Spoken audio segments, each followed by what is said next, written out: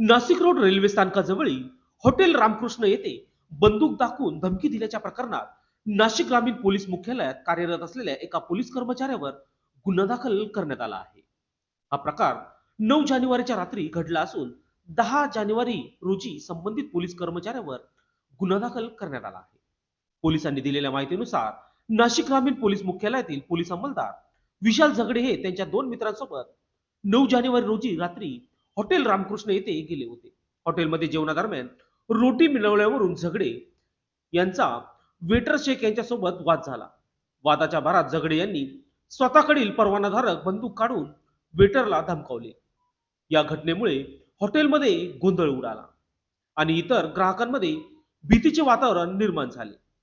10 जानेवारी रोजी सायंकाळी 7च्या सुमारास हॉटेल व्यवस्थापकाने नाशिक रोड पोलीस ठाण्यात तक्रार दाखल केली। वरिष्ठ पोलीस निरीक्षक अशोक गिरी, पोलीस उपनिरीक्षक कोटमे आणि पवार यांनी घटनास्थळी भेट देऊन तपास केला। तपासानंतर विशाल झगडे यांच्यावर भारतीय दंड विधानाच्या विविध कलमाखाली गुन्हा दाखल करण्यात आला आहे। पोलिसांनी विशाल झगडे यांना अटक केली असून सध्या पोलीस उपनिरीक्षक पवार या प्रकरणाचा पुढील तपास करत आहे। घटनेमुळे एका पोलीस कर्मचाऱ्याने सार्वजनिक ठिकाणी शिस्तभंग केल्याचा प्रकार उघड झाल्याने नागरिकांमध्ये तीव्र संताप व्यक्त होत आहे।